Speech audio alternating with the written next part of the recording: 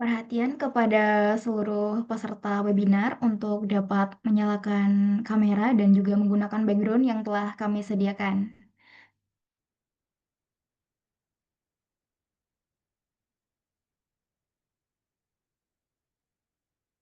Assalamualaikum warahmatullahi wabarakatuh. Salam sejahtera bagi kita semua. Swastiastu, Namo Buddhaya, salam kebajikan.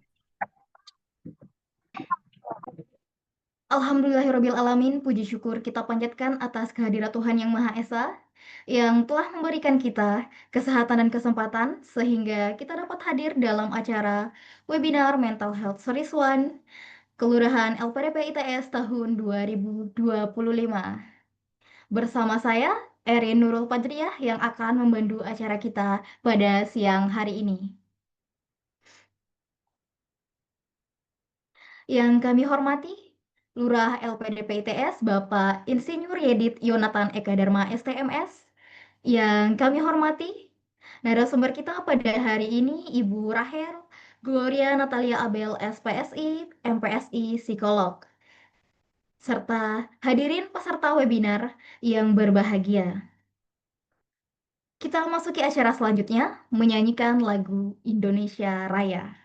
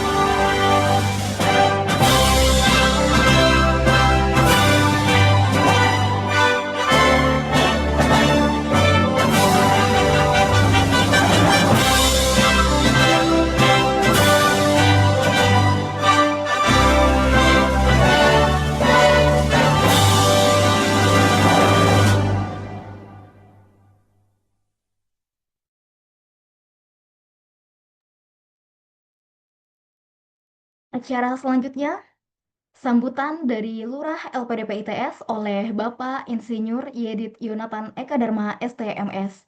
Dipersilahkan. Assalamualaikum warahmatullahi wabarakatuh. Waalaikumsalam warahmatullahi wabarakatuh. Terima kasih kesempatannya dari Mbak Erin. Yang saya hormati yaitu pertama-tama yang saya hormati para rulah dari media partner kami dari UNER, dari Malang, kemudian ada dari Brawijaya, ada Universitas Negeri Malang juga. Di sini saya melihat ada eh, Pak Noldi di sini. Halo Pak Noldi. Terima kasih sudah bergabung bersama kami. Ya, kemudian juga yang kami hormati terutama yang utama adalah Ibu Rahel Gloria Natalia selaku narasumber kita pada hari ini. Terima kasih atas kesediaannya datang Ibu karena memang kami bisa melihat bahwa jadwal Ibu sangat padat sekali tapi alhamdulillahnya kita bisa bertemu hari ini gitu ya. Dalam acara yang benar-benar mungkin dinanti-nantikan banyak orang karena memang eh, acara ini juga merupakan selain dari proker kita dari Kelurahan LPDP ITS, acara ini juga banyak dinantikan oleh teman-teman yang request gitu, kapan acara ini bisa mulai kayak gitu ya.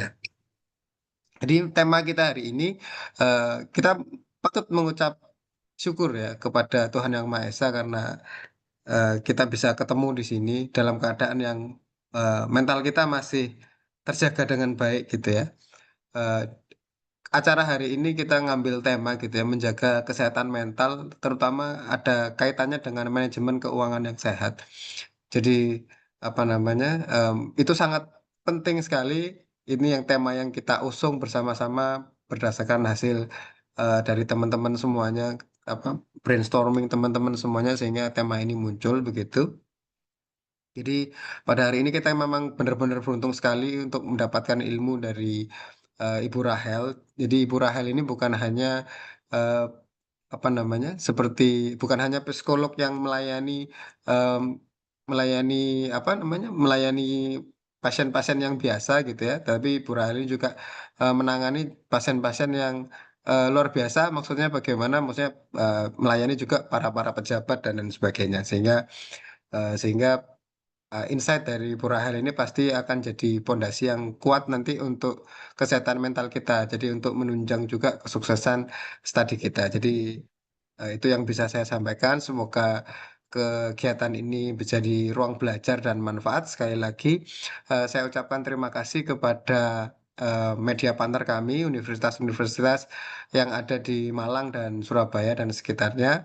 Kami ucapkan terima kasih sehingga acara ini dapat terlaksana. Akhir kata, saya mengucapkan selamat mengikuti webinar. Apa yang disampaikan oleh pemateri dapat membawa dampak positif bagi kita. Wassalamualaikum warahmatullahi wabarakatuh. Terima kasih. Waalaikumsalam warahmatullahi wabarakatuh. Ya, terima kasih kepada Bapak Lurah LPDP ITS yang telah memberi sambutan. Bapak Ibu peserta webinar sekalian, saat ini telah hadir di tengah-tengah kita narasumber acara webinar Mental Health Series 1 Kelurahan LPDP ITS tahun 2025. Sebelum kita memulai acara webinar ini, izinkan saya untuk memperkenalkan narasumber kita terlebih dahulu. Ibu Rahel Gloria Natalia Abel SPSI MPSI Psikolog, merupakan alumni Universitas Brawijaya S1 Psikologi. Kemudian beliau melanjutkan pendidikan S2 Psikologi Profesi Peminatan Psikologi Klinis di Universitas Surabaya. Saat ini beliau bekerja di RSUD Dr. Doris Silvanus Palangkaraya, Kalimantan Tengah. Nah, beliau juga saat ini membuka eh, klinik klinik orjid ya Ibu ya di Kalimantan Tengah. Iya. Nah, selain itu beliau juga merupakan tim asesmen terpadu TAT Badan Narkotika Nasional Kota Palangkaraya tahun anggaran 2025 dan juga beliau merupakan tim pemeriksa kesehatan pasangan calon dalam pemilihan kepala daerah Kalimantan Tengah tahun 2024. Selamat siang Ibu Rahel. Selamat siang, Mbak Erin. Iya, selamat siang. Ini panggilannya Mbak atau Ibu ya? Boleh bebas. Mudah Mbak aja banget kali ya. ya. Oh iya, boleh, boleh. Mm-mm. Gimana keadaannya Mbak Rahel? Sehat? Baik, sehat. Puji Tuhan. Semoga semuanya dalam keadaan sehat Alhamdulillah. juga ya. Mbak Erin Amin, gimana amin, kabarnya? amin, amin ya. Alhamdulillah, Ibu sehat sekali, Alhamdulillah Insya sehat Allah. semuanya. Iya, Setelah tertunda ya Mbak Ibu ya. lagi, Mm-mm. oh iya, Ibu lagi di mana posisinya Di sekarang? rumah. Setelah tadi masuk kerja, kan Oh sampai jam ya, 11 poli tutup. Setelah itu lanjut kita. Makanya kemarin ditanya Pak Lurah juga ya, dari panitia juga nanya, enaknya pagi atau siang. iya. Ya siang lebih lebih enak ya setelah praktek dulu gitu. Ya, baik Ibu. Ibu apakah sudah siap untuk menyampaikan materi yang sangat-sangat hits gitu ya di kalangan Oke. sekarang, apalagi tentang mental health ya. Sekarang sangat dibutuhkan gitu, apalagi terutama buat mahasiswa kayak kita gitu ya, Bu ya. Hmm. Sudah bisa kita mulai Ya, boleh. baik. Monggo. Hmm. Iya, dipersilakan Ibu. Oke, ini suara saya udah terdengar kah? Sudah Ibu, sudah. Oh ya, sudah terdengar ya. Bentar, saya maaf izin minum sebentar.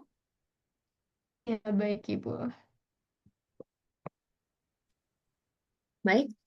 Terima kasih banyak Mbak Erin selaku moderator atas pengantarnya. Saya senang banget bisa ngobrol bareng di sesi ini ya sama Mbak Erin, sama teman-teman, dan juga suatu kebanggaan buat saya bisa hadir di tengah teman-teman. Saya terima kasih banget sudah bisa diundang di webinar siang hari ini. Oke, langsung aja kita mulai. Assalamualaikum warahmatullahi wabarakatuh. Salam sejahtera bagi kita semua.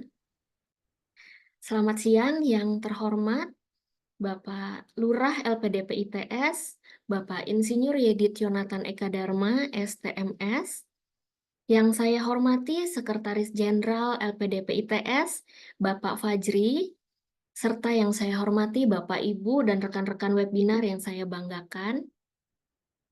Puji syukur kita panjatkan ke hadirat Tuhan Yang Maha Esa karena atas rahmat dan karunia-Nya kita bisa berkumpul siang hari ini secara virtual dalam keadaan sehat dan pada siang hari ini dalam acara webinar yang bertajuk Financially Fit, Mentally Strong.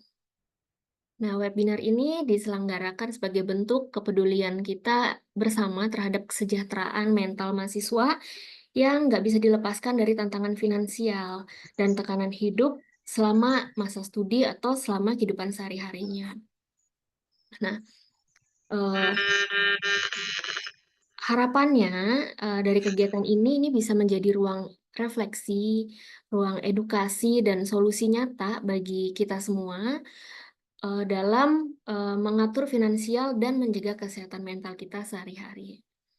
Nah, tadi sudah diperkenalkan Mbak Erin, tapi saya memperkenalkan diri saya lagi ya, boleh sekali lagi ya teman-teman. Oke, Mas yang pegang ini boleh di-share ke slide berikutnya. Nah, ini tak kenal maka tak sayang. Jadi supaya semuanya sayang sama saya ya. Nama saya Rahel Gloria Natalia Abel. Saya merupakan alumni dari Universitas Brawijaya Malang, tempat saya menyelesaikan studi S1 Psikologi. Dan setelah itu saya melanjutkan pendidikan saya di Universitas Surabaya atau UBaya untuk program profesi psikologi atau magister psikologi profesi. Mungkin dari teman-teman di sini, apakah ada yang satu alma mater sama saya? Kalau ada, salam kenal semuanya.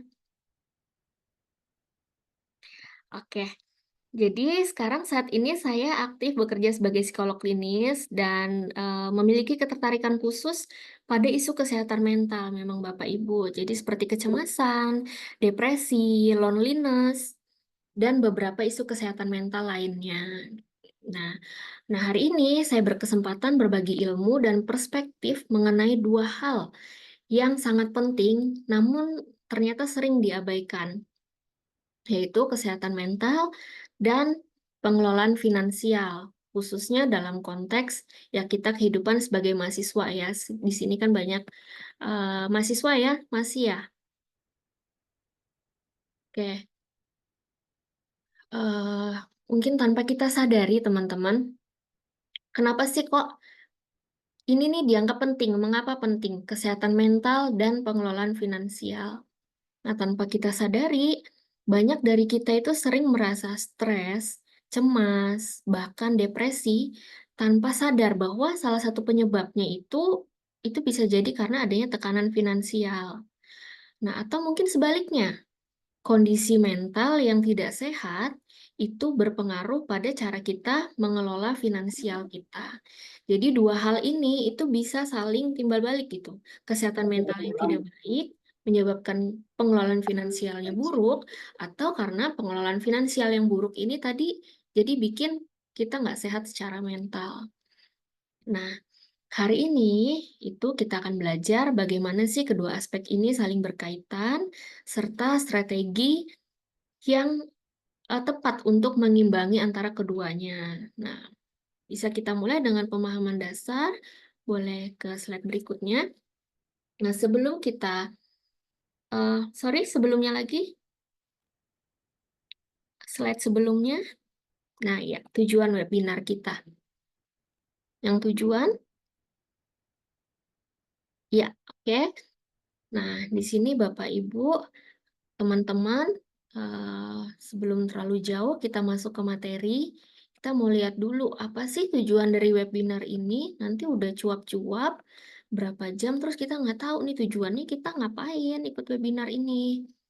Nah, yang pertama di sini saya mau ngajak Bapak Ibu untuk memahami dulu pentingnya kesehatan mental bagi mahasiswa, atau ya buat kalau di sini sudah tidak ada yang mahasiswa ya pokoknya untuk diri sendiri lah paling tidak ya, kesehatan mental kita sebagai individu.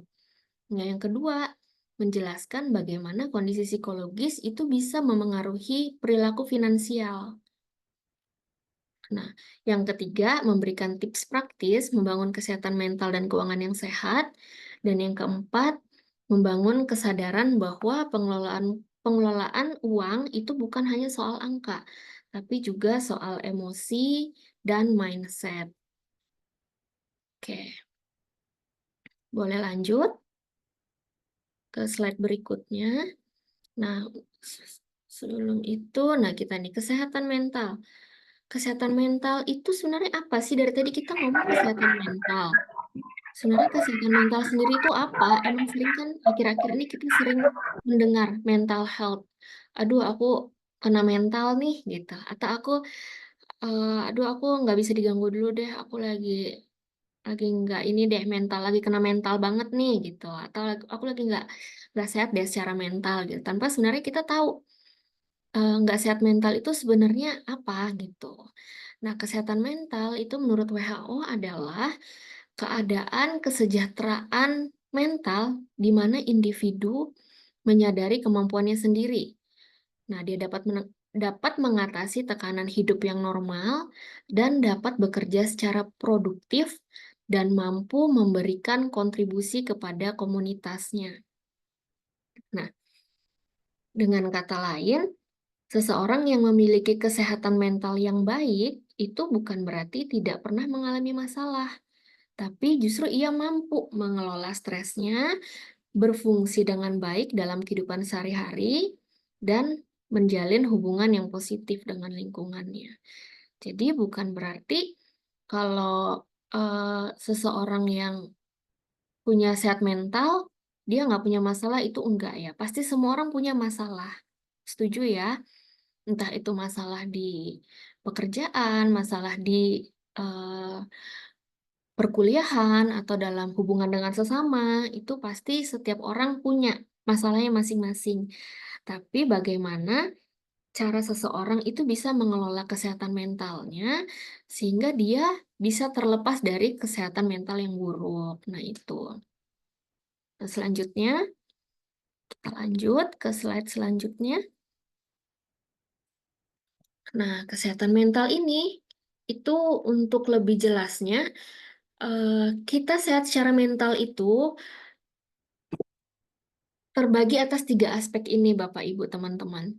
Jadi, kalau kita sehat secara emosional, itu kita mampu mengenali, mengekspresikan, dan mengelola emosi secara sehat.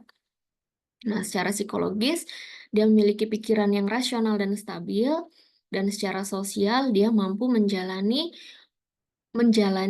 hubungan positif dengan orang lain. Nah, misalnya ada yang bertanya, Bu, saya kayaknya sehat aja sih secara mental. Saya tuh kalau kalau marah, memang biasanya ekspresinya dengan ya marah-marah sih, banting-banting, nada saya juga agak tinggi, terus mungkin benda di sekitarnya bisa dilempar gitu aja. Itu cara saya untuk melampiaskan emosi saya. Tapi nggak masalah kok, Bu. Sosial saya fine-fine aja, mama saya paham kok. Terus teman-teman saya juga paham kalau saya memang orangnya kayak gitu. Nah, itu teman-teman harusnya jadi alarm diri sendiri ya.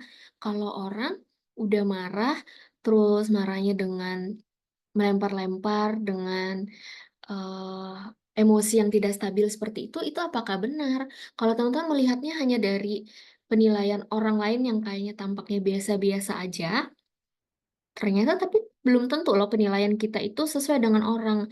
Bisa jadi yang kita rasa biasa aja, di orang lain nggak kayak gitu. Bisa aja di belakang, aduh dia kok kalau marah kayak gitu ya, gitu. Dulu kitanya fine-fine aja, lah nggak apa-apa emang kok orangnya kayak gitu kok, gitu. Nah, jadi teman-teman juga harus jadi alarm diri sendiri nih, kalau coba bisa dilihat, jadi refleksi masing-masing deh. Kalau teman-teman rasanya kayaknya punya ada masalah di emosional. Aku aku tahu nih cara aku nih lagi marah gitu, tapi aku mengekspresikannya dengan cara apa. Nah, itu teman-teman harus bisa belajar untuk mengedukasi diri sendiri. Yang benarnya seperti apa. Terus bisa lanjut. Nah, ini menurut WHO ya, menurut WHO mengatakan bahwa 1 dari 4 mahasiswa mengalami gangguan mental yang ringan hingga sedang.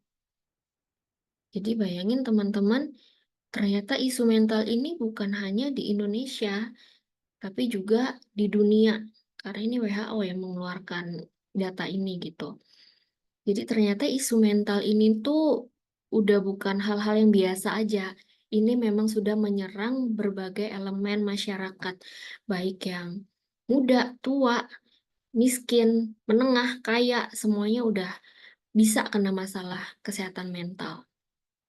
Nah, kalau pada mahasiswa, tantangan-tantangannya yang bisa mempengaruhi kesehatan mental tuh biasanya apa aja?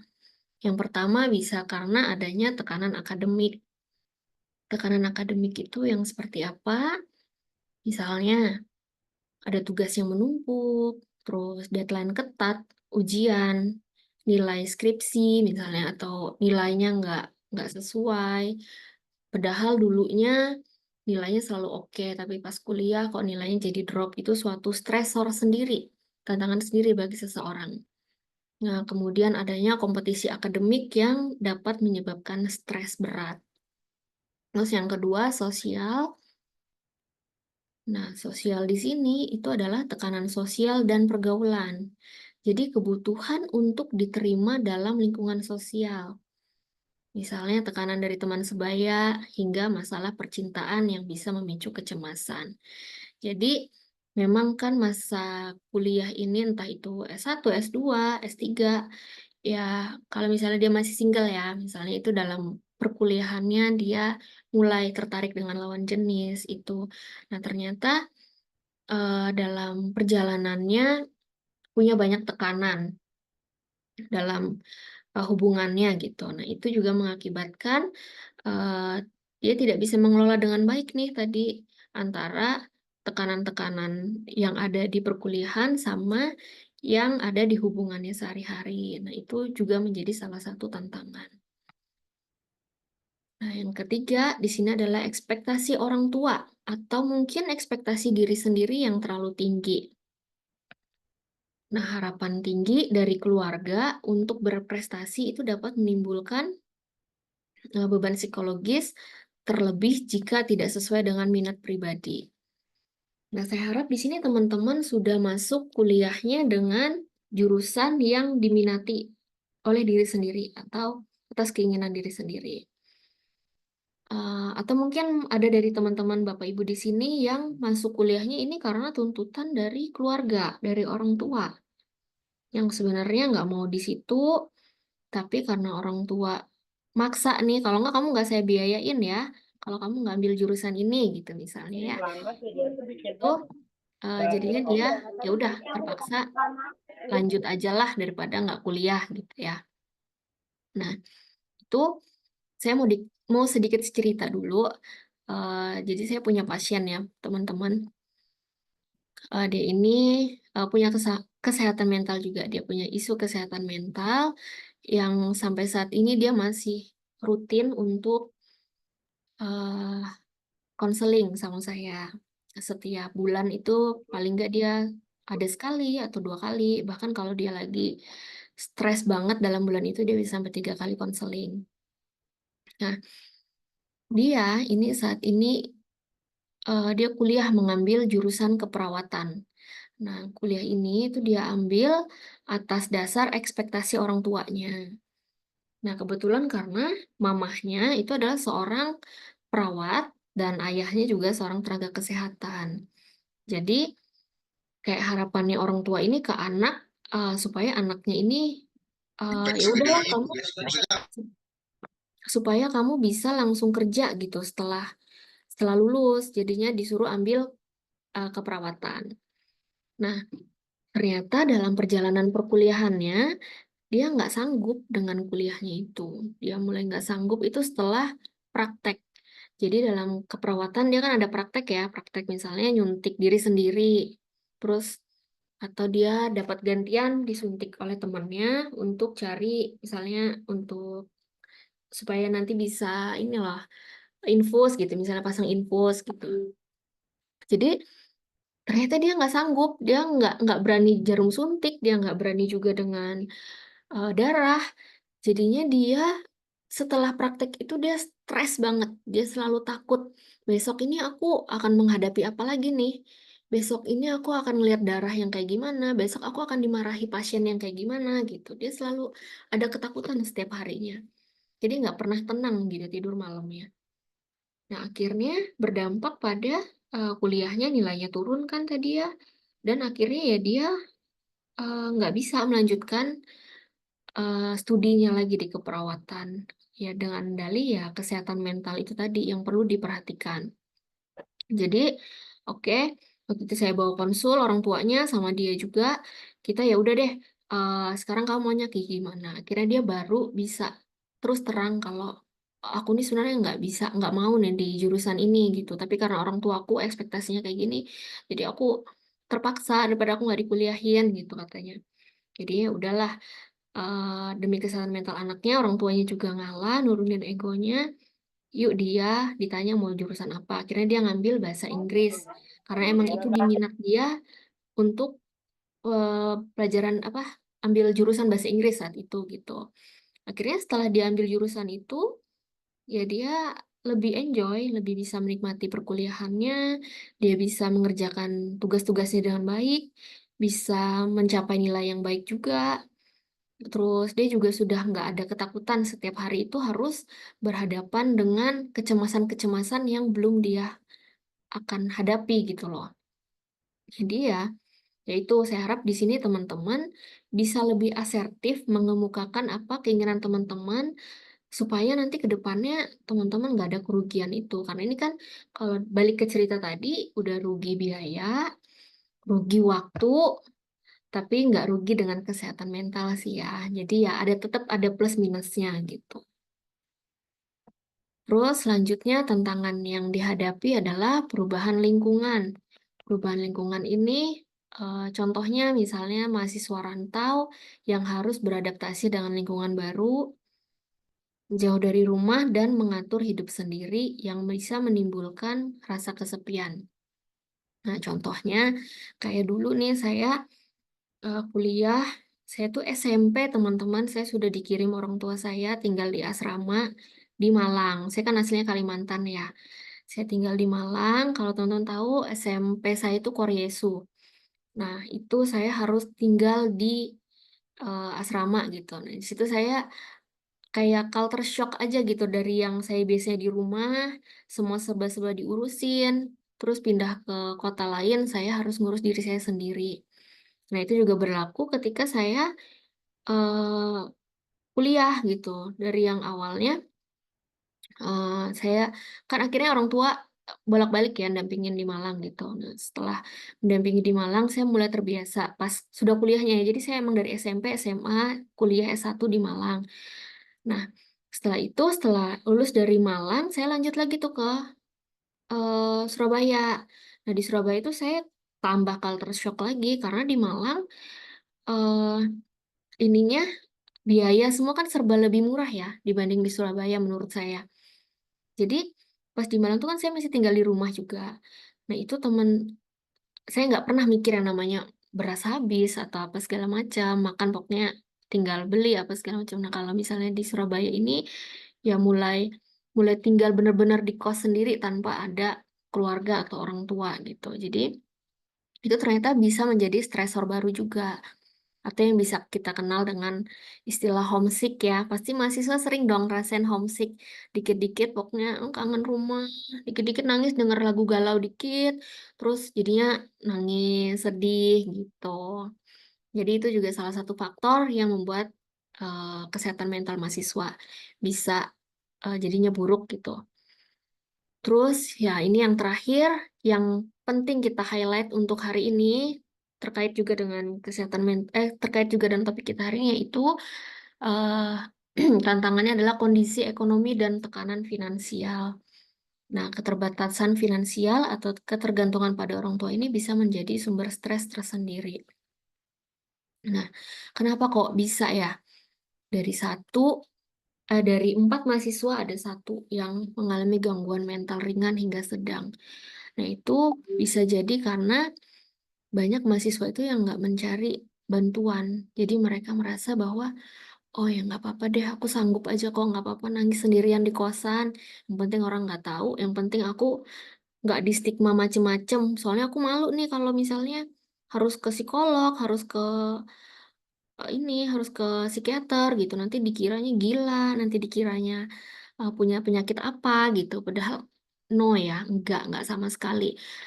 Teman-teman ke psikolog ataupun ke psikiater itu belum tentu gila. Jadi banyak sekali yang kita tangani di sana. Jadi jangan sampai teman-teman takut karena ada stigma negatif.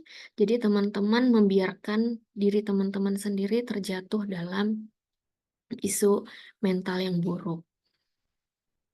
Nah, gangguan mental yang umum terjadi di mahasiswa itu ya bisa jadi karena stres berat yang terjadi biasanya, terus kecemasan, anxiety, terus depresi, terus burnout. Burnout di sini tuh kayak ya teman-teman mungkin jenuh dengan keseharian di kuliah gitu. Jadi padat misalnya jadwal perkuliahannya, jadinya ya udah lelah lah. Anggapannya pengen pengen deh healing gitu, liburan ke pantai kek, kemana kek. Yang penting nggak menjalani aktivitas ini dulu. Nah itu yang teman-teman sering abaikan alarm-alarm dari diri yang menandakan bahwa teman-teman punya isu kesehatan mental. Nah, oke. Selanjutnya, ini adalah tanda-tanda umum yang sering terjadi kalau kita tidak punya kesehatan mental yang baik. Bisa jadi yang pertama itu adalah sulit tidur, terus cemas berlebih. Eh, cemas berlebihan ya di sini saya tuliskan. Jadi kalau ada yang tanya, Bu, saya tuh kalau menghadap dosen atau saya pas lagi seminar atau lagi presentasi, saya kok cemas ya. It's okay, nggak apa-apa. Kalau cemas itu tuh wajar, teman-teman. Jadi cemas itu adalah alarm bagi tubuh sendiri bahwa kita itu sedang dalam bahaya. Itu masih oke dalam batas normal. Tapi kalau dirasa sudah berlebihan, nah itu yang teman-teman harus lebih aware lagi. Kalau udah dirasa cemas berlebihan ini mengganggu aktivitas sehari-hari sampai nggak bisa beraktivitas, yaitu kecemasan yang perlu diatasi, perlu ditangani. Terus, tanda-tanda umum lainnya adalah perubahan nafsu makan. Perubahan nafsu makannya bisa jadi nafsu makannya drop banget, jadi nggak mau makan sama sekali, atau mungkin perubahan nafsu makan yang jadi banyak makan atau binge eating. Nah, ini juga salah satu topik dulu saya waktu skripsi ngambil topik binge eating. Jadi, memang ada loh orang-orang luar sana yang ketika dia stres itu malah makannya jadi banyak banget, jadi nggak karuan. Nah itu yang bisa diwaspadai juga ya teman-teman. Jadi kalau ngerasa kayaknya perubahan nafsu makan aku nih berubah dari biasanya, teman-teman harus lebih ini lagi tuh, lebih refleksi diri lagi tuh, lebih catat. Oh ini alarmku udah sampai sini nih gitu. Aku kenapa ya kok jadi kayak gini gitu. Terus yang keempat, kehilangan motivasi atau minat pada hal-hal yang disukai. Nah, yang tadinya dia suka eh scroll Instagram misalnya, atau scroll TikTok, atau scroll media sosial, atau tadinya dia suka em, kumpul misalnya sama teman-teman nongkrong atau segala macam gitu. Tapi dia jadi tiba-tiba kehilangan motivasi, kehilangan minat pada hal-hal yang disukai. Nah, itu juga perlu diwaspadai. Biasanya kalau orang punya kesehatan mental, dia motivasinya biasanya semakin turun gitu. Jadinya sering tidur aja gitu atau bahkan dia bisa ya mengurung diri gitu. Jadi dia nggak berminat, nggak ada motivasi untuk mencapai apa yang dia inginkan. Nah, bisa jadi juga ini terjadi pada perkuliahan. Dari tadi yang nilainya oke, bagus, jadinya drop gitu. Dari yang tadi nilainya kalau nilainya selalu oke, terus kumpul tugasnya selalu on time, jadinya mundur terus, jadinya prokras, dia nggak kerjain. Nah, itu juga perlu diwaspadai. Terus selanjutnya dia mudah marah, terus sulit berkonsentrasi, terus menarik diri dari pergaulan atau interaksi sosial. Nah, ini juga perlu teman-teman highlight ya, menarik diri dari pergaulan atau menghindari interaksi sosial. Jadi, ketika teman-teman yang dari awalnya suka nih, eh, dikit-dikit kumpul ya, ngerjain tugas misalnya dari yang awalnya suka bareng, jadinya nggak suka gitu. Tapi dengan dalih bilangnya, oh aku emang orangnya introvert, jadi aku memang nggak suka untuk gabung banyak orang. Nah, teman-teman harus hati-hati dulu. Introvert itu bukan berarti dia menarik diri dari lingkungan sosialnya. Tapi introvert tuh gimana cara dia nge-charge dirinya ini dengan dirinya sendiri gitu loh. Jadi dia lebih kalau nge-charge lebih pada aktivitas-aktivitas yang sendiri gitu. Jadi harus dibedakan juga. Ini aku cemas atau memang aku introvert. Jangan sampai berlindung di kata introvert. Jadi dia jadi menarik diri dari lingkungan sosial karena lingkungan sosial itu adalah lingkungan yang tidak bisa kita lepaskan juga dari kehidupan kita sehari-hari karena kita apa-apa ya butuh orang lain gitu. Terus yang terakhir ini adalah self harm atau bunuh diri. Nah, ini juga banyak sekali ujungnya dari tidak sehat mental itu ya banyaknya ini self harm atau bunuh diri. Jadi kayak yang tadi saya cerita, ada pasien saya yang kuliah keperawatan tapi akhirnya pindah itu tadi, yaitu dia self-harm. Jadi setiap dia merasa stres, merasa cemas, dia menyakiti dirinya sendiri. Jadi disilet-silet gitu. Terus saya tanya, apa yang kamu rasakan setelah kamu silet-silet? Ya, dia rasa seenggaknya sakitnya pindah ke sini. Terus apakah masalahmu selesai?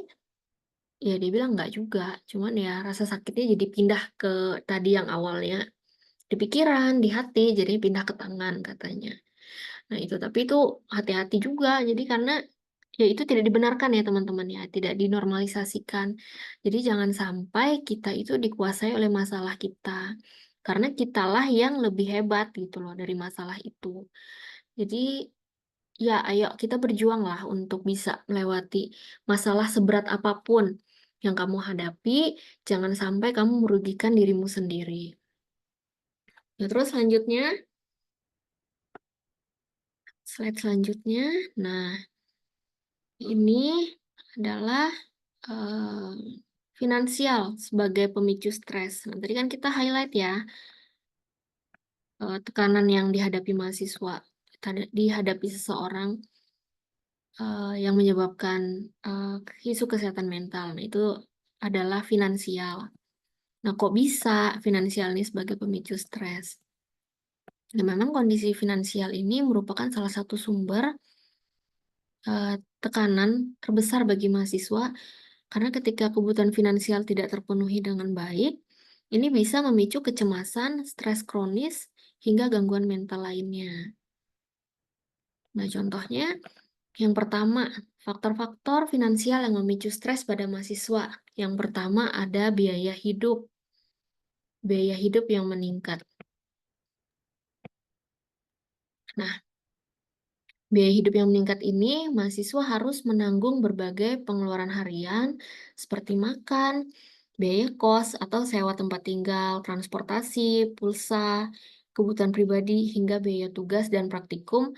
Nah, semua ini menumpuk dan bisa menjadi beban besar jika tidak dikelola dengan baik. Nah, saya tahu teman-teman di sini nggak semuanya disupport oleh keluarga. Pasti ada juga yang bekerja untuk bisa kuliah. Dan ada juga yang ya karena beasiswa jadinya kuliah gitu kan. Ya, saya apresiasi itu semua apapun yang teman-teman lakukan selama itu hal yang baik ya terus lanjutkan gitu. Nah, ini biaya hidup yang meningkat ya, ini kan ya teman-teman pasti sering dengar ya, akhir-akhir ini kita tuh isu ekonomi ini nggak hanya di Indonesia sih, di seluruh dunia itu sedang mengalami katanya deflasi ya. Jadi isu ekonomi ini memang menyerang semua elemen juga, nggak hanya mahasiswa aja, nggak hanya individu gitu, tapi semua perusahaan, terus bahkan rumah sakit atau mana juga punya masalah ekonomi ini, punya tekanan finansial juga.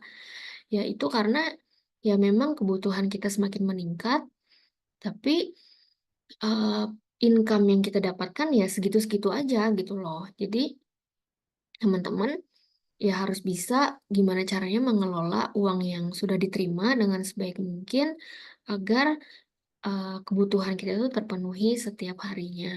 Nah, kalau ketika tidak terpenuhi, ya jadinya ya stres. Aduh, besok aku nih harus bayar ini, harus bayar kos, padahal uang sisa segini gitu. Aduh, aku harus kayak gimana? Jadinya stres, kepikiran, pasti nggak bisa nggak bisa tidur karena mikirin ini tadi. Mau telepon orang tua juga takut dimarahin, atau mau telepon orang tua juga percuma gitu karena orang tua ya nggak ada eh, nggak bisa juga untuk menutupi itu karena kan kamu udah dikasih segini nih, ya udah kamu kelola itu sebaik mungkin, tapi ya ternyata ya banyak hal di luar sana yang tidak sesuai prediksi gitu misalnya. Terus yang kedua adalah kurangnya dukungan finansial dari keluarga. Nah, tidak semua mahasiswa memang berasal dari keluarga yang berkecukupan. Banyak yang harus hidup hemat, seperti menggunakan beasiswa, bahkan bekerja sambil kuliah untuk memenuhi kebutuhan dasar. Ya, ada juga yang memang eh apa ya, ya tadi sambil bekerja, sambil kuliah. Jadi memang nggak semuanya kita ini ada dalam status ekonomi yang setara gitu. Jadi ya, tapi jangan jadi alasan itu juga sebagai kita jadikan orang lain tuh sebagai tolak ukur. Jadi jangan samakan 80%-nya orang, jangan samakan 20%-nya orang itu sama 80% yang kita gitu. 80% dia bisa aja dari 100 juta gitu. Kalau kita 20%-nya ya dari 3 juta doang ya kan jelas beda ya. Jadi eh, teman-teman jangan samakan diri kita itu dengan orang lain gitu. Jadi cobalah bersyukur dengan apa yang kita punya gitu.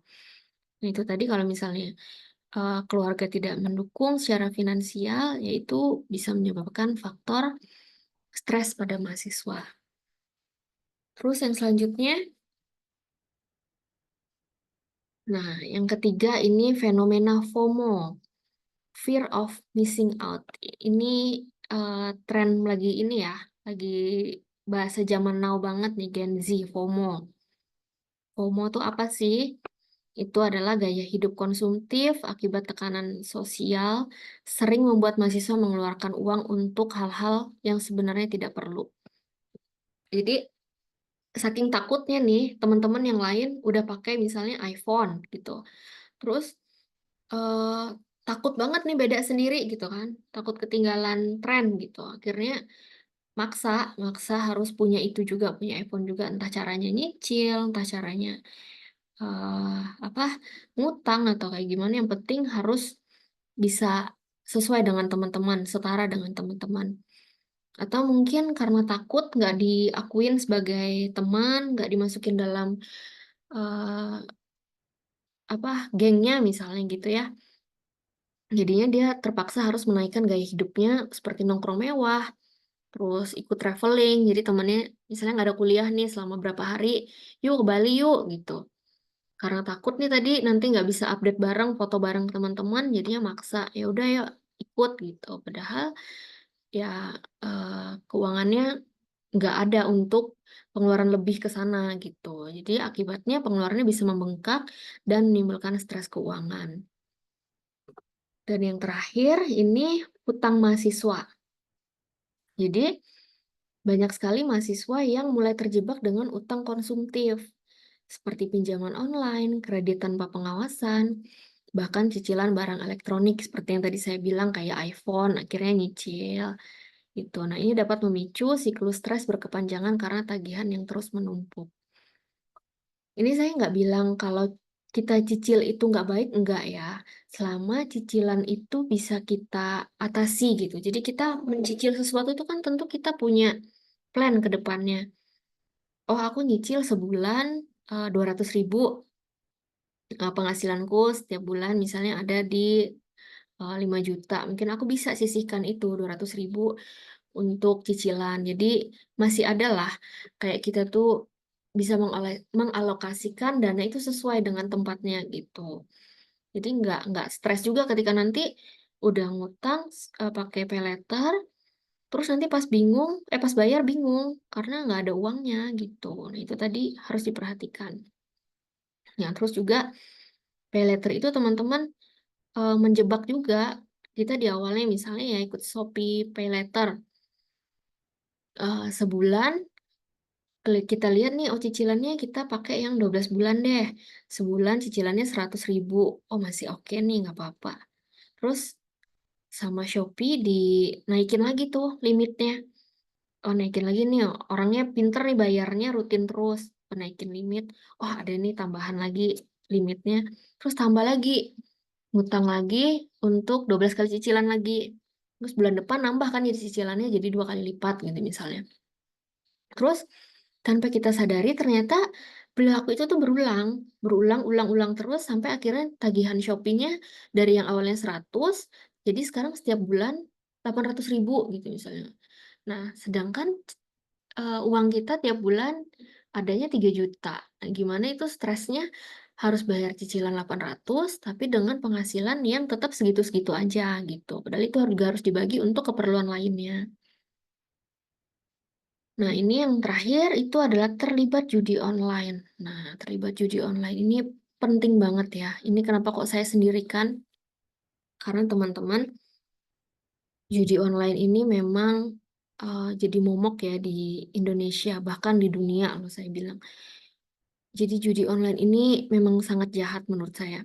Bukan menurut saya aja sih, memang sudah dianggap jahat oleh sebagian besar kita ya. Pasti setuju kalau judi online ini memang sudah merusak kesehatan mental semua orang, setiap individu yang terjerat gitu. Jadi saya juga banyak itu pasien judi online dan ternyata itu tidak hanya menyerang satu elemen aja, dia bahkan ada yang PNS judi online, mahasiswa judi online, ibu rumah tangga bahkan juga ada terlibat judi online. Ya karena katanya di awal dia dikasih kemenangan gitu, terus jadinya dari modal misalnya 80.000 dikasih dimenangin jadi dia katanya withdraw 5 juta gitu misalnya. Itu jadi kepuasan sendiri bagi seseorang. Akhirnya dia pengen terus nih judi ini tadi. Nah, ketika memang sistemnya judi online itu jahatnya gitu. Jadi dia dimenang-menangin dulu ketika kita sudah terlihat adiksi, kita deposit terus, kita nggak menang deposit lagi kayaknya oh ini sekali lagi aku pasti menang kok. Aku janji deh, pokoknya modal aku balik, aku berhenti gitu. Kadang kita terjebak dengan pikiran-pikiran yang seperti itu. Nah, jadi emang aku baca tuh sama sama sistemnya itu, oh ini udah kecanduan. Oke deh, sekarang saatnya untuk tidak dimenangkan gitu. Nah, akhirnya kita udah tergantung sama tindakan kita tadi yang nggak bisa meluangkan sedikit aja. Kayak aku pokoknya harus buka situs itu gitu. Pokoknya aku harus harus main gitu. Jadinya kita terjebak dengan lingkaran setan itu. Oke, lanjut. Nah, ini siklus bahayanya. Nah, fakta nyatanya, teman-teman, ini di Indonesia ya. Beberapa kasus bunuh diri itu di kalangan mahasiswa dan remaja tercatat sebagai akibat lilitan utang pinjol yang berasal dari kecanduan judi online. Dan laporan media dan aparat menyebutkan bahwa korban rata-rata berusia 17 sampai 25 tahun. Nah, ini yang di mahasiswa ya, belum lagi yang di pekerja atau di ibu rumah tangga. Kalau ditelaah lagi ya lebih banyak lagi. Nah, ini siklus bahayanya. Jadi awalnya dia kecanduan ikut judi online, asik-asikan aja, seru-seruan aja. Terus kalah, tadi psikologisnya dimainin, jadi yang awalnya ngerasa, "Oh ya aku bakal menang kok sekali lagi, tenang aja nanti balik modalku, aku udah beres deh, aku janji deh Tuhan pokoknya aku sekali aja menang, aku nanti nggak ini deh, nggak lagi," gitu, aku udah hapus aja akun misalnya. Terus ternyata kalah. Nah kalah itu tadi, tapi karena ada kebutuhan, mau tetap main, ada kebutuhan untuk harus tetap deposito gitu ke situ, jadinya kita harus pinjam ke pinjol. Jadi udah nggak pikir panjang lagi, pikirnya udah pendek, yang penting aku menang kok, aku pernah menang sampai 8 juta gitu. Pasti ini bentar lagi menang aja, jadi pinjam dulu lah ke pinjol, nanti kalau ada balik dari judi aku balikin gitu. Pikirannya pasti seperti itu. Jadi memang dirusak otaknya kita tuh. Jadi ada adiksinya. Jadi kita seperti kayak merokok atau minum atau narkoba, ini sama, kecanduan judi online ini sama seperti itu jahatnya. Jadi kita dibikin sakau kalau kita nggak melakukan kebiasaan itu lagi gitu. Jadi banyak di luar sana yang sakaunya itu ya ketika dia nggak bisa WD itu dia sakau banget, nggak keluar dari kebiasaan dia biasanya. Jadinya udahlah berutang lah, entah ke pinjol atau ke orang-orang terdekat. Nah, sampai nggak disadari karena kayak utang-utangnya menumpuk. Nah, akhirnya muncullah utang menumpuk ini, terus dapat teror tuh dari misalnya pinjol ya, pinjolnya entah itu ilegal atau legal. Kalau lewat dari pinjaman, pasti kan dia biasa ditagih ya, entah itu. Mm-mm. Oh ya, maaf. 14.10 ya, Mas. Oke, oke, oke. Kita cepet-cepet ya. Oke, sebentar. Itu jadinya dia di resiko sampai terakhir pada resiko bunuh diri karena tadi banyak utang yang menumpuk, dia nggak bisa bayar, akhirnya udah harta-hartanya dijualin, handphone dijual, laptop dijual, terus pinjam ke teman dijual, hubungan sama orang lain jadinya buruk, jadinya sampai ke resiko bunuh diri. Nah ini teman-teman harus hati-hati. Jadi kalau misalnya teman-teman terjebak dalam situasi ini, teman-teman boleh paling nggak jujur sama diri sendiri dulu deh, kamu maunya gimana, kamu maunya maju terus kah? Atau kamu mau stuck di situ aja, terjebak dalam situasi ini? Jadi kalau teman-teman mau move on, ya udah yuk bangkit, teman-teman jujur ke diri sendiri, validasi apa yang kamu rasakan, terus jujurlah ke orang-orang terdekat. Jadi bisa jadi kamu stresnya itu bukan hanya karena lilitan utang, tapi juga karena adanya tekanan-tekanan misalnya dari orang-orang yang menagih utang itu tadi, karena ada rasanya malu, takut data-datamu tersebar atau misalnya kayak gitu, itu yang meningkatkan resiko bunuh diri itu tadi. Jadi cobalah jujur ke orang terdekat yang kamu percaya lah dulu paling nggak. Oke, lanjut. Nah, kaitan langsung antara mental health dan financial behavior. Bisa lanjut. Nah, ini kaitan langsungnya ini bisa di mental burden, impulsive buying, akhirnya ke penyesalan, stres, siklus negatif. Nah, jadi mental burden ini adalah beban pikiran atau tekanan psikologis yang dirasakan seseorang akibat tanggung jawab atau masalah yang harus diurus gitu. Misalnya dia stres banget nih, tugas nggak selesai-selesai, terus eh, tugasnya menumpuk tapi nggak tahu harus mulai dari mana. Ya udahlah, aku kayaknya perlu refreshing dulu deh, akhirnya ke mall. Terus aduh kayaknya aku perlu self reward deh, aku beli sepatu baru supaya aku agak happy dikit, nggak kepikiran sama tekanan yang ada itu.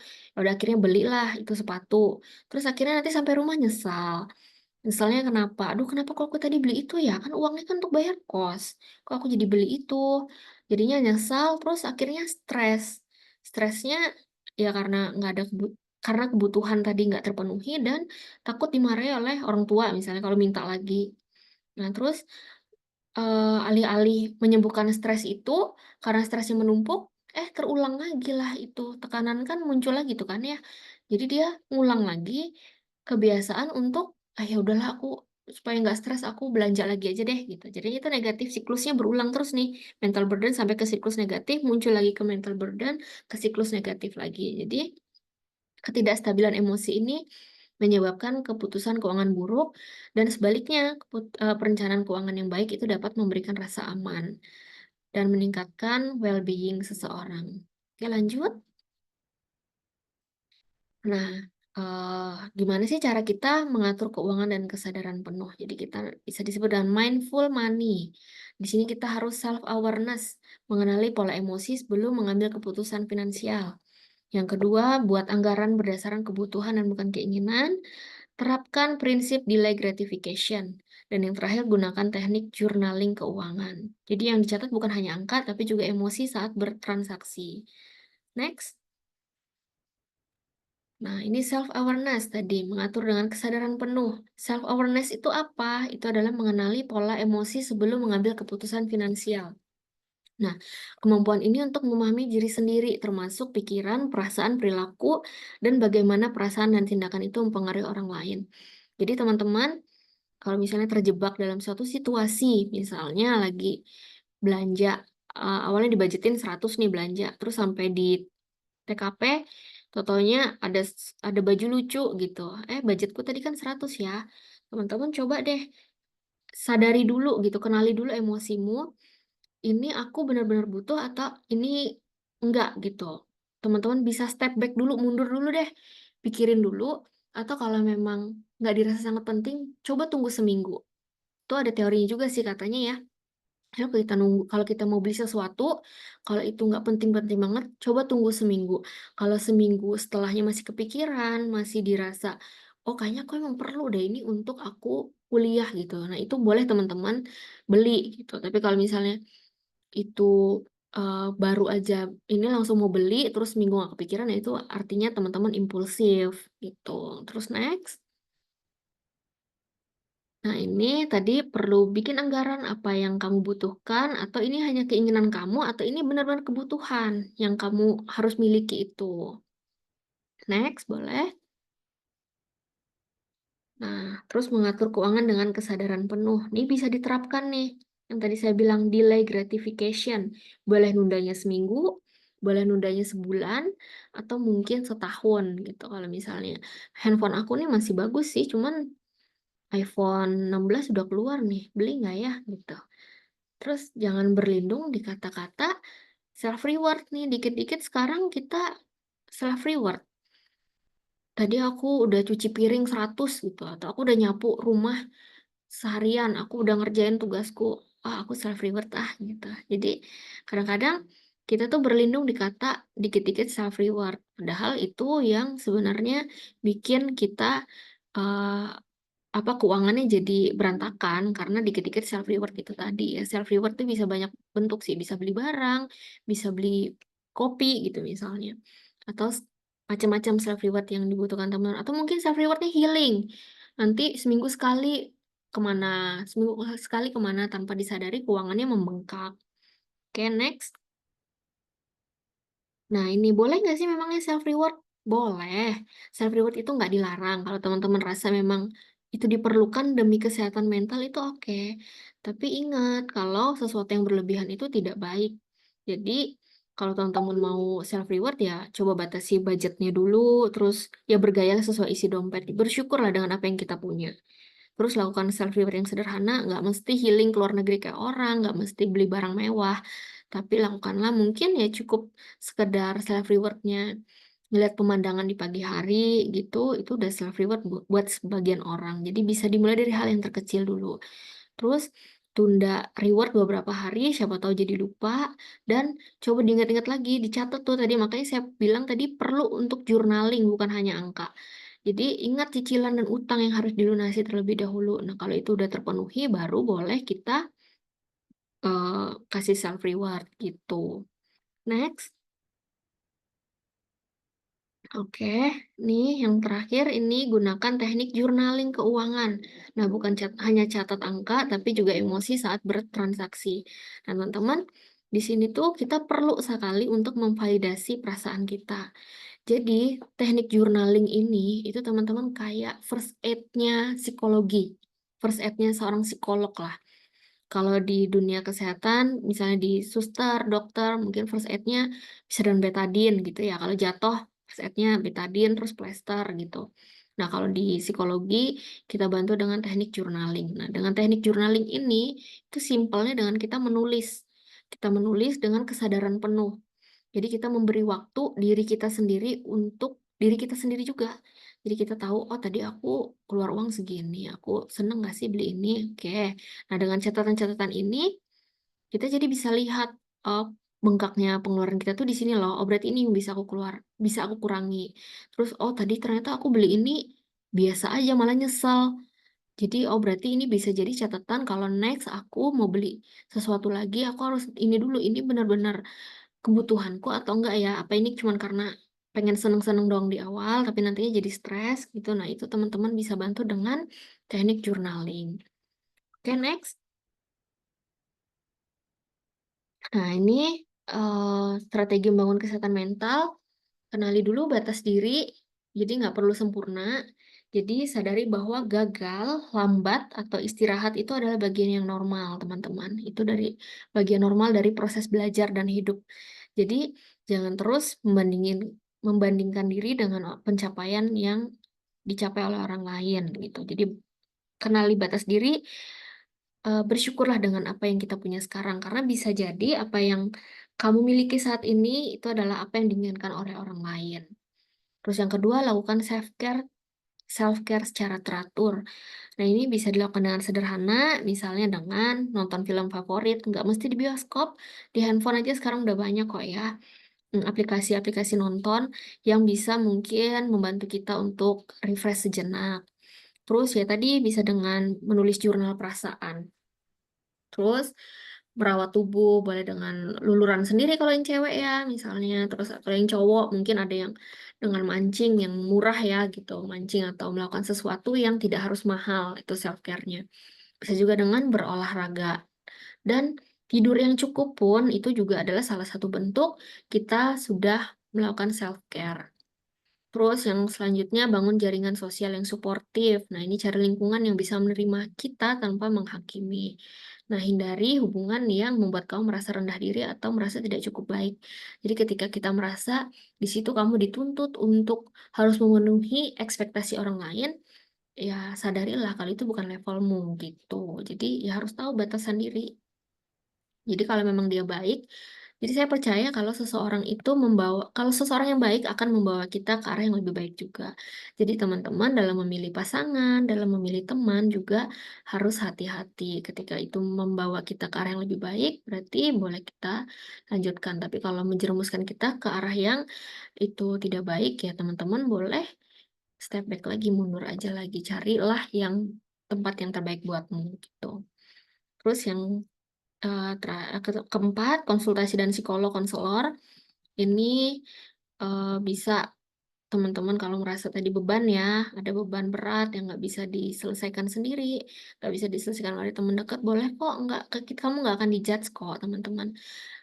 Kan kamu ke psikolog, ke konselor itu bukan berarti kamu punya gangguan mental, enggak. Bahkan kadang saya punya pasien yang cuma datang untuk sekedar konseling aja. Nah, setelah konseling dia merasa bebannya ringan karena emang selama ini dia orangnya introvert katanya, jarang mau cerita ke orang lain. Jadi dia lebih percaya ke profesional gitu. Terus yang terakhir, lakukan meditasi, olahraga ringan dan tidur yang cukup. Nah, ini bisa dengan aktivitas rutin ya olahraga ringan lah di rumah gitu. Lihat YouTube misalnya gitu ya untuk memperbaiki mood. Jadi meditasi ini gunanya untuk kita bisa menenangkan pikiran, olahraga ringan supaya melepaskan ketegangan, dan tidur yang cukup itu untuk menyegarkan tubuh dan otak. Karena saat kita tidur, itu tubuh kita tuh kayak di setting lagi jadi lebih baru gitu. Jadi menjaga kesehatan mental itu bukan soal kita jadi kuat terus-menerus, tapi soal bagaimana kita mengenali kebutuhan diri dan bagaimana merawatnya. Jadi kamu nggak sendiri, kamu nggak sempurna, jadi lakukanlah yang terbaik menurut versi dirimu sendiri. Oke, yang terakhir, maaf banget ya udah lebih ya. Nah, ini yang terakhir, ini boleh teman-teman baca. Ini sebenarnya bukan ranah saya sih ya, kalau pengelolaan finansial ini, tapi yang dasar aja.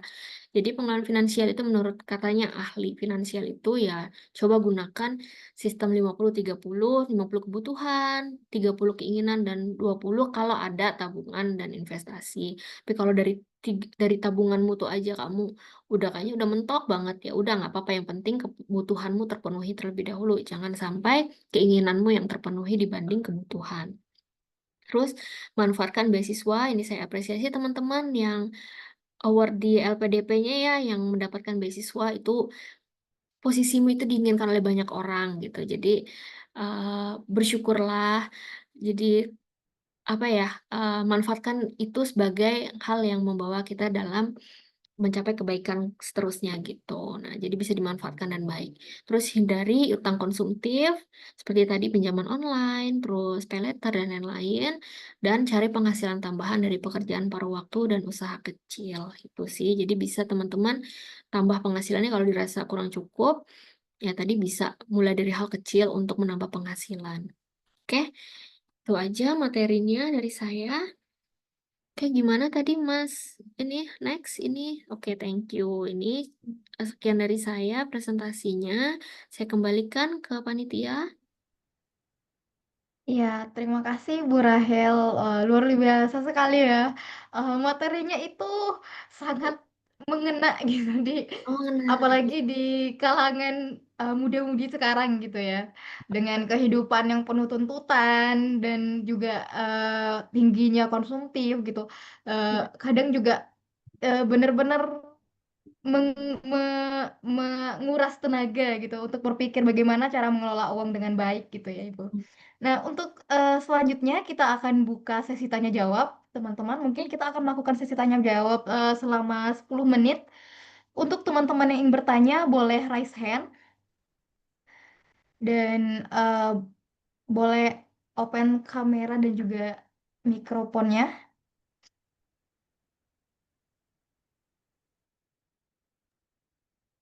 Oke, teman-teman, apakah ada yang ingin bertanya?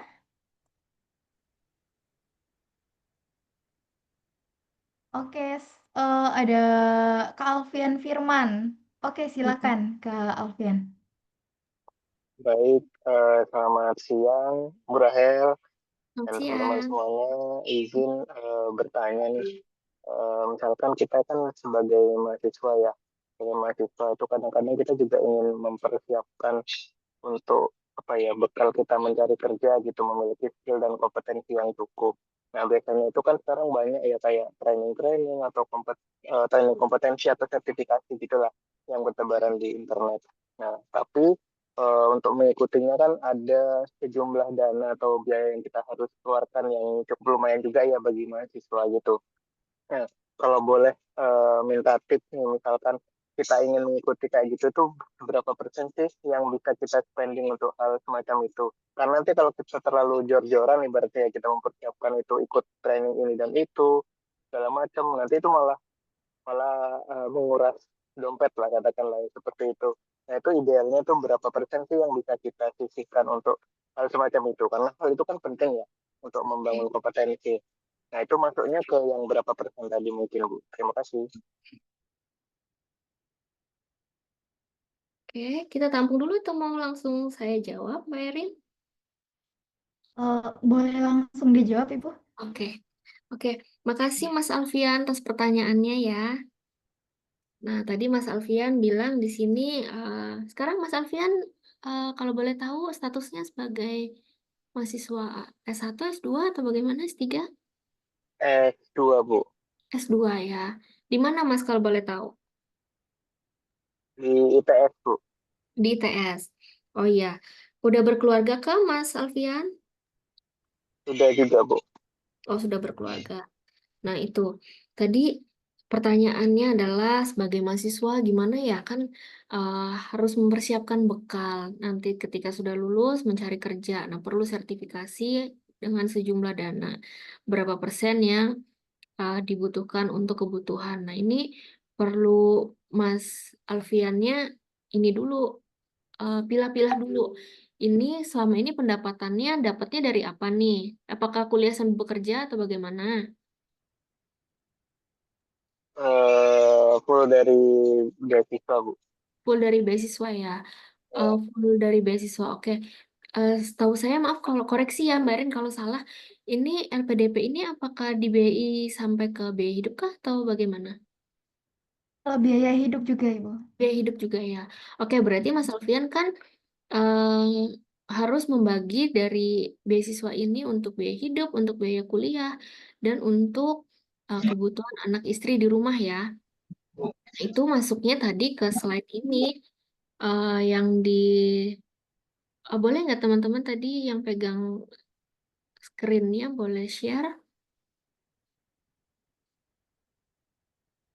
Yang terakhir tuh slide terakhir hampir strategi pengelolaan.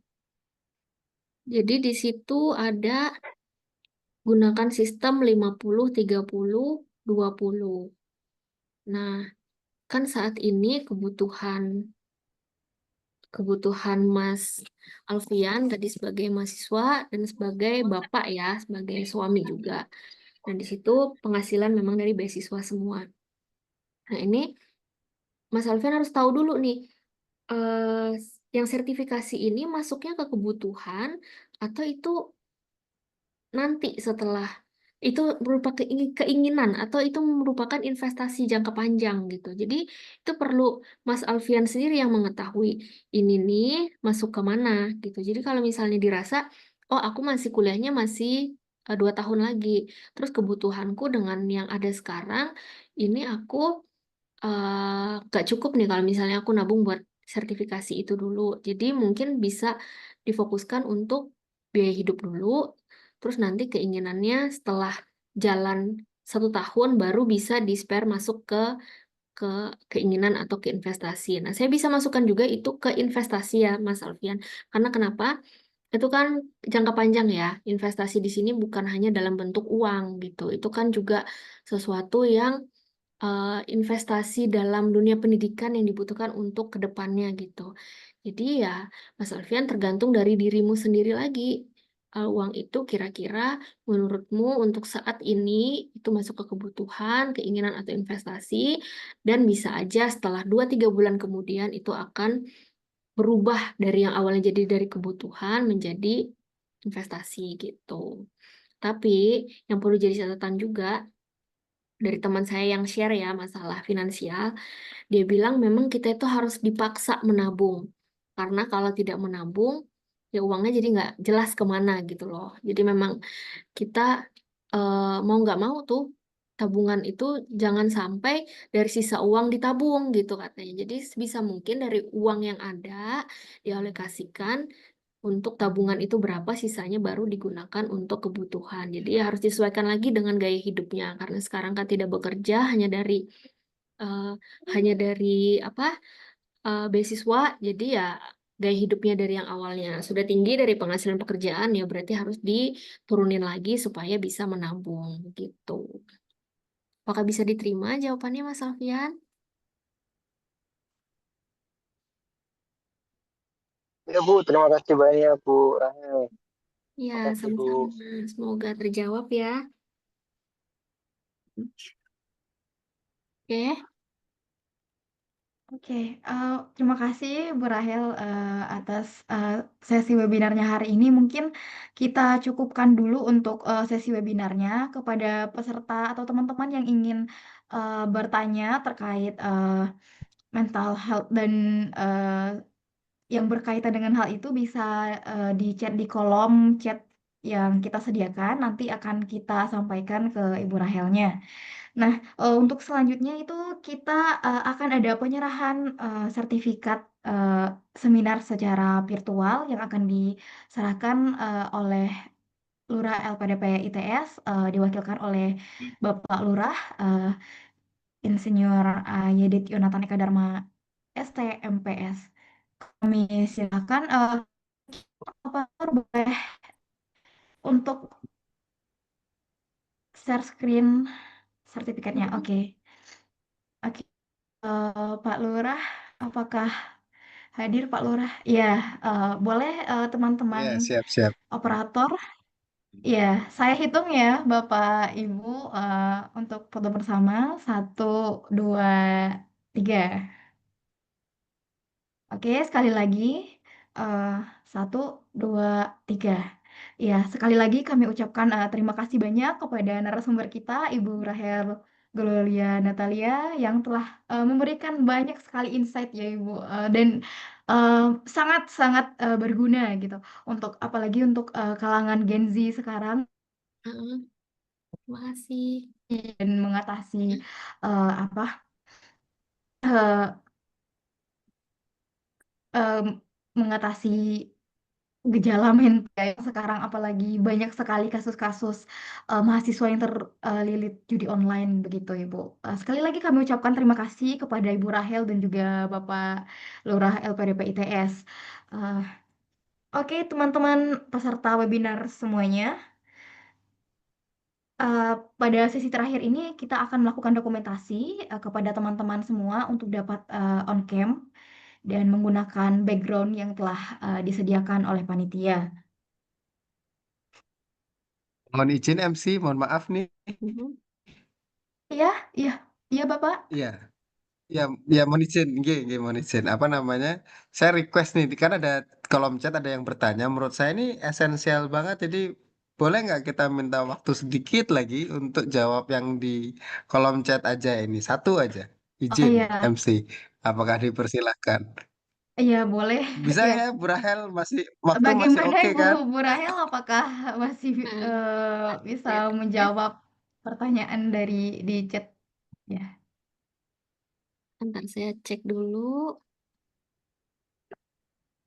Iya, ada dua pertanyaan dari kolom chat dari Ibu Mary ini loh. Oh, dari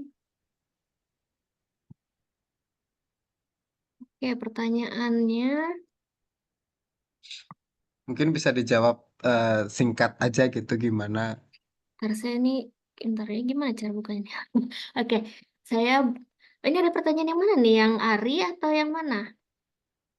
Tadi Ada Bu Mary duluan yang kan? Tadi Bu Mary. Ha-ha. dari Bu Bu Mary ya. Mary. Oke, Ya, saya baca dulu. Bu Mary. Izin bertanya, Bu. Berdasarkan data yang ada terkini, di Indonesia sering mengalami gangguan kesehatan mental dalam hal atau dari aspek apa? Nah, saya melihat bahwa topik ini ada hubungan dengan resisten atau resiliensi diri. Apakah resiliensi diri merupakan bawaan individu atau hasil dari interaksi sosial dan pengalaman hidup? Bagaimana hal ini mempengaruhi pendekatan dalam terapi atau pendidikan kesehatan? Oke, terima kasih jawab pertanyaannya Bu Mary. Ini pertanyaan yang sangat bagus ya. Dan memang resistensi diri ini biasanya atau lebih sering disebut dengan resiliensi dalam konteks psikologi itu adalah kunci dari bagaimana seseorang itu menghadapi tekanan, trauma, atau tantangan hidup. Nah, kalau dibilang bawaan atau hasil lingkungan, hasil dari lingkungan, ya bisa bisa dua-duanya gitu. Jadi kalau bawaan individu itu bisa dari kayak faktor genetiknya dia, memang kepribadiannya seperti itu. Dia orangnya optimisme, kontrol dirinya mungkin eh, kurang atau mungkin bagus gitu. Jadi itu tergantung lagi dari kepribadiannya. Terus kecerdasan emosi seseorang juga dari dia gimana di keluarga dia memang dilatih untuk memiliki kecerdasan emosi yang baik. Dia selalu didengarkan apa yang dia inginkan, apa yang dia hadapi gitu. Jadi dia mempunyai kecerdasan emosi yang baik. Terus juga cara gaya berpikir kognitifnya. Jadi IQ seseorang tuh juga bisa jadi, bukan bisa jadi ya, memang salah satu yang mempengaruhi gimana cara kita bisa menghadapi suatu masalah. Jadi beda dengan orang yang misalnya IQ-nya jauh di bawah rata-rata dengan IQ yang normal nih. Kita misalnya saya normal ya. Eh, Normal dalam artian di rata-rata gitu. Itu cara menghadapi sesuatu permasalahan itu pasti berbeda gitu. Jadi bisa aja saya lebih survive dibanding yang tidak atau mungkin sebaliknya. Nah, artinya ada individu yang secara alami dia emang lebih tenang, adaptif, dan tidak mudah panik dalam menghadapi masalah. Tapi juga bisa tadi, apakah dari hasil interaksi sosial dan pengalaman itu juga bisa faktor eksternal namanya. Jadi itu resiliensi itu bisa dibentuk dan dikembangkan oleh pola asuh orang tua, misalnya yang suportif atau tidak. Terus relasi yang sehat antara teman, antara mahasiswa ke dosen, mahasiswa ke keluarga atau dan sebagai macamnya. Nah, pengalaman hidupnya juga mempengaruhi sukses gagal seseorang. Jadi bisa jadi dia karena kegagalan dia sebelumnya itu membentuk, jadi dia bisa lebih resilient sih terhadap permasalahan-permasalahan yang dia hadapi. Terus juga lingkungan budaya dan akses terhadap dukungan psikologis. Jadi kalau ditanya apakah ini dipengaruhi oleh diri sendiri atau luar, ya saya jawab dua-duanya. Bisa dari diri sendiri dan bisa dari faktor eksternal gitu. Terima kasih pertanyaannya Bu Mary. Apakah Ya, terjawab? terima kasih ya Bu Rahel. Mohon maaf Ibu, ini kita Zoom-nya itu sampai jam 2.30. Oke, oke. Iya, mohon maaf ya jika dipercepat. Saya akan melakukan dokumentasi dulu ya. Iya, silakan. Ya, oke, baik. Teman-teman boleh open cam dan juga menggunakan background yang telah disediakan. Oke, kita akan melakukan sesi foto. Saya akan menghitung dari 1 sampai 3 ya, teman-teman. Oke.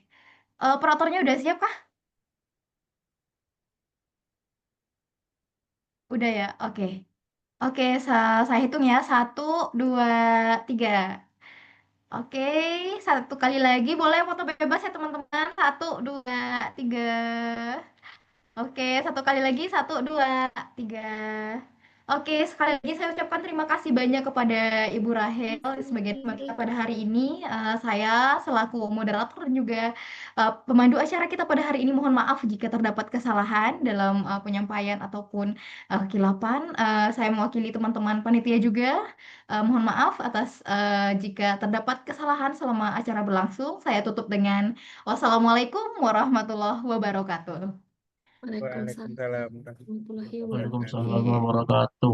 Terima kasih Mbak Erin, Pak Ya, Yedi, terima terima kasih. kasih. Thank you semuanya, Terima Bu Rahel, kasih. thank you ya. Thank you, Ini Pak Yemi nggak bisa Yedin. hadir Ibu. karena katanya ngelesi tadi. Iya, salam buat Yem ya. Tadi aku WA aku sama dia. Siap, siap, siap, siap. Dadah. Oke, Makasih, Mas. thank you semuanya. Terima kasih.